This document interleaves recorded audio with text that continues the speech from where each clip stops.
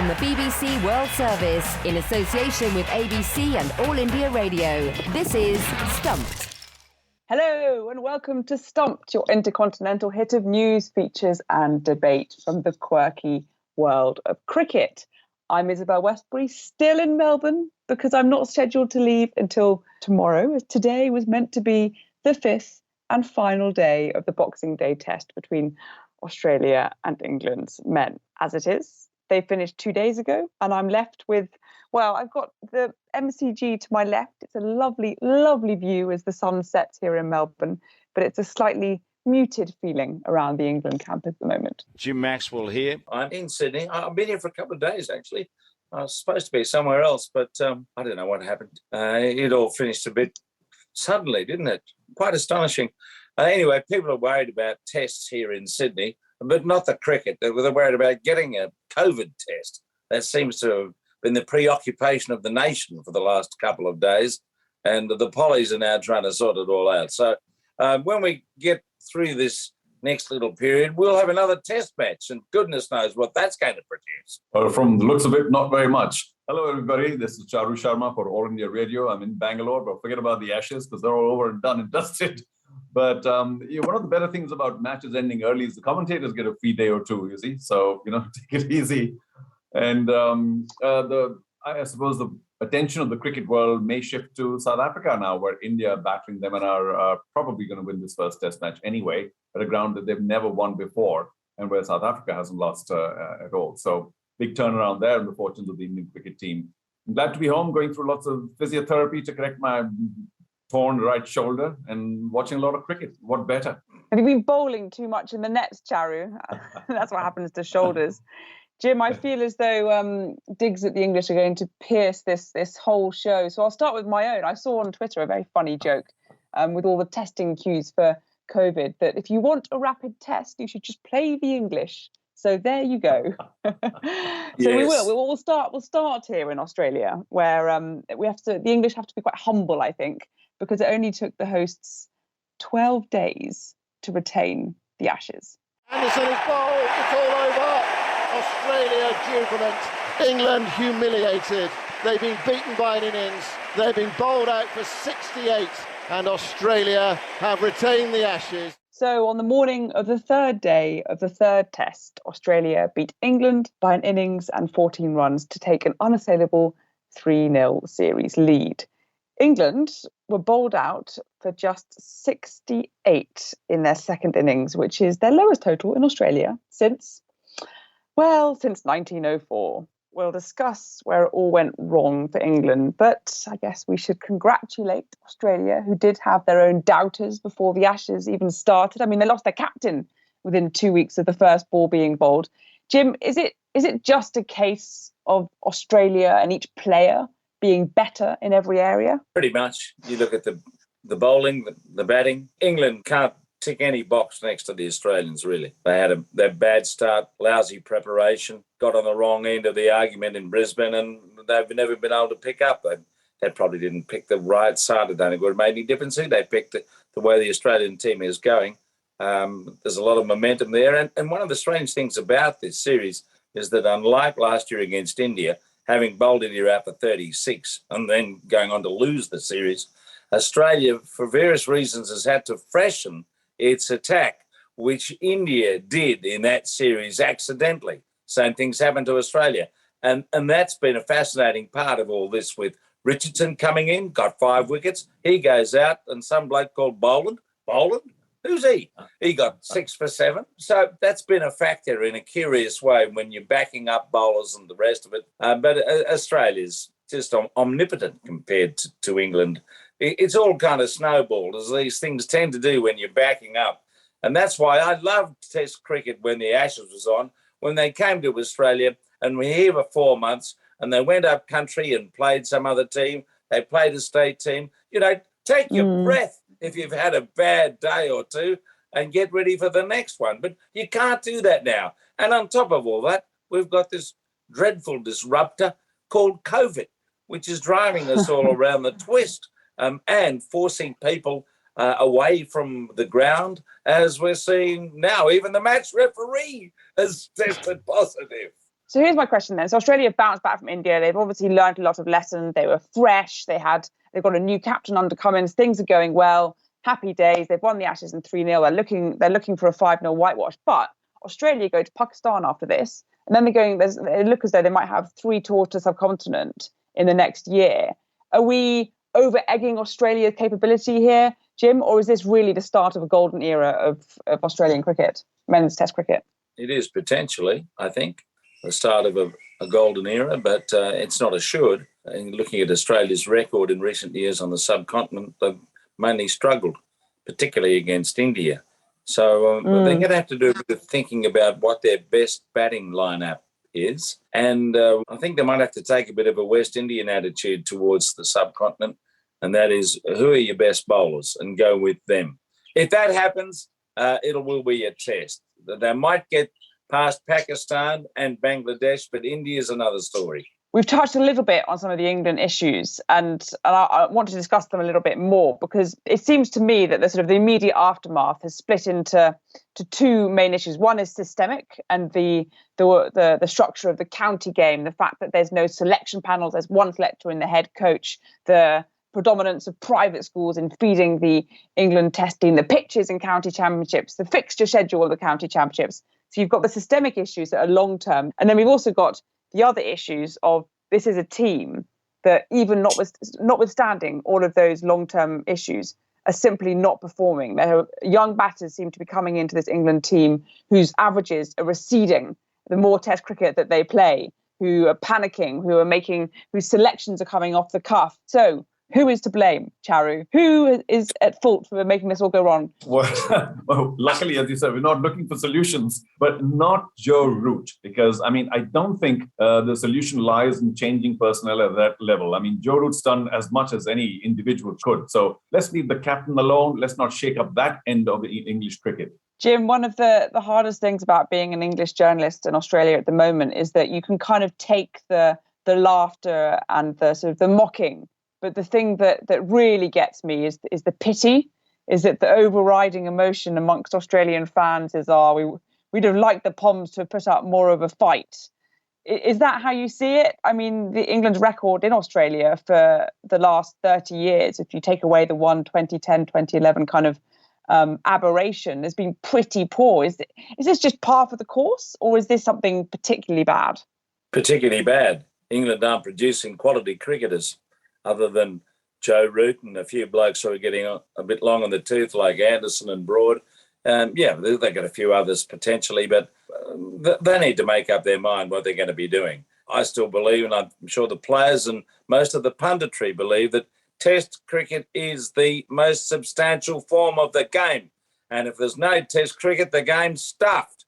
Really is. Watching 2-bob cricket every day, like the BBL here on television, it's unwatchable. A lot of clubbies going around playing these games, other than the odd game like the Sixers the other night with that extraordinary win. But I can't watch that sort of stuff. Take me out to the circus, please. But Test cricket must survive. If Test cricket doesn't survive, the game's in big trouble. And at the moment, England are just going completely the wrong way, because they chucked all their eggs in the commercial basket of white ball cricket. The 100, for God's sake, what's the 100 about? And it's happening in the middle of the summer, and there's no red ball cricket other than test matches. So I think they've got a lot of issues. And that's not to say it's 100% healthy in Australia, but at the moment, we've got a lot of pretty good players. And we've got a few coming through. Yeah. You're talking as the holders, the resident reigning holders of the T20 World Cup. And I'll play if you're good enough, you'll win anything. You'll win anything. Seriously, you'll win anything. The 100 have noble aims, and maybe we got dudded in the Test Championship on overrates. Didn't get to the final. In the World Cup, we didn't play as well as we can, but gee, we won more 50 over World Cups than anyone else. So we produce very good cricketers, men and women. So there must be something good about the structure of our cricket. Enough of that for now. It hurts. It really does. I need to move on to brighter and better things. We're going to talk about India, who are currently on day 5 of their first test match against South Africa. At the time of recording, South Africa are 94 for 4 and need a further 211 runs to win. Charu, you've been watching this closely. In fact, I think you probably are watching it as we're speaking right now. Who have your standout performers been? Well, it's all about the start that the Indian batsmen gave themselves. Kohli won the toss, elected to bat, which was a very bold move considering the pitches there. And the fact that India too hasn't played all that much. And it's a big tour for them. So there's a lot of additional pressure, as there must have been in Australia a year or so ago when India won, because it was the final frontier. Now, South Africa is the definitive final frontier for the Indian cricket team. And for them to have batted so well to begin with, Mayank and Rahul particularly, so we'll have to give maybe 10 on 10 to that pair, because a good start really meant so much. And for the rest of the players in the dressing room, I know there was the Indian collapse later on, but more on that later. I think there have been a lot of calm and ease, saying, well, this is okay, this is all right, then we're not getting, we're not 40 for 4 or whatever. So those two guys for sure. I think the Indian bowling had the luxury of having that number of runs behind them and bowled reasonably well. India's got a very good medium pace attack anyway. So if the conditions are conducive for fast bowling, then the Indians are just as good, if not better, than the South Africans at this point of time. There's some criticism, I suppose, about the fact that a lot of people in various cricket groups are talking about how India collapsed on the second day from wherever it was for 3 to not very much. I think lost 70 wickets, 70 runs and maybe 6-7 wickets or so. That was only, and I can understand why, because of the weather threat. And even in the second innings, the Indians played very quickly to try and get a lead as quickly as possible because of the weather conditions. And I think that's a good aggressive sign to try and bowl out, to have enough time to bowl out South Africa in the second innings. Just as Joe Root is continuing to chase that elusive century in Australia, everyone likes to cast doubt about the star performers. And who more so than Virat Kohli, who has ended 2021 without scoring a century. His last ton, as I understand it, was in 2019 against Bangladesh. Charu, is his form a worry in India, or are we obsessing over some statistics? Well, he's the big problem. He is the big problem right now.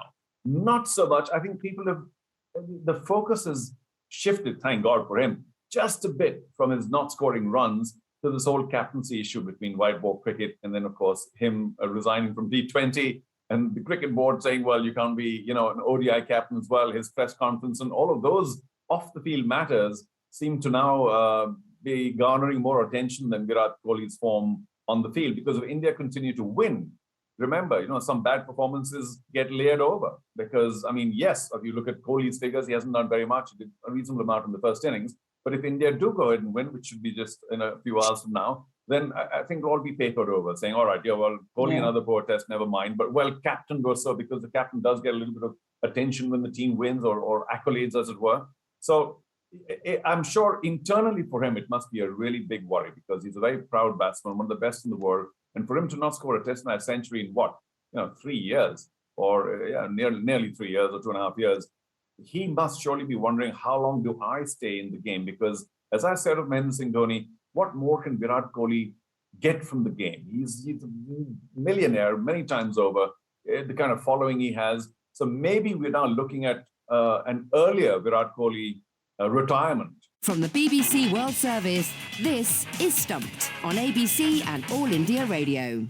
Now, we still have 2 men's Ashes tests to go, and thank goodness it is less than a month until the women's Ashes begins in Australia. And I'm delighted to say that we're joined by England bowler Kate Cross. Kate, how are the preparations going less than a month out? To be honest, they've changed quite a lot from what we anticipated them to be a month ago. I think just that's the environment that we're living in at the moment with COVID, and obviously the rise of cases in the UK has meant that our preparation has changed quite a lot. We were lucky enough to go over to Oman just at the beginning of December and have a 2-week training camp over there. But now we're pretty much on our own, bowling at a set of stumps and making sure we're not within 2 meters of anybody. So it's probably not the prep that we were hoping for, but I think it's just something we've come to live with in COVID times, is how adaptable we are and how ready we can be when we get on the plane. The last time, thinking back to when you do eventually arrive in Australia, that the last time England won the Ashes was in 2014 in Perth, and you were an integral part of that side.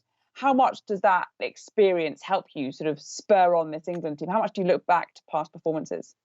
Interestingly, I only kind of realised a couple of weeks ago that this is my first Ashes I've been selected for over in Australia since that debut in 2014. I think the whirlwind of what an international career brings is that you kind of think you've done more than you have. So I was quickly reminded that I've actually only played one test match over there and wasn't involved in the 2017 Ashes where the girls drew. So I think for me, it's an excitement level that almost mirrors when I first got selected. You know, I've not had these opportunities and experiences since 2014. I've had the luxury of going over to Australia and playing and getting used to the conditions domestically, but I've not actually played international cricket out there since 2014. So yeah, I think there's more an element of excitement and what can we do as a team going over there. We've obviously seen with the men how difficult it's been and the scrutiny that you're under when it's not going well. So I think, yeah, there's that kind of element of just, well, we certainly want to get going now. We want to make sure we want to be on the plane as well. I think there's a lot of anxiety around maybe potentially missing that flight and what could be if you do miss that plane. Hello, Kate. Jim Maxwell here. How wary are you of this Australian side? And apart from yourself, who are the biggest threats in the England side to Australia?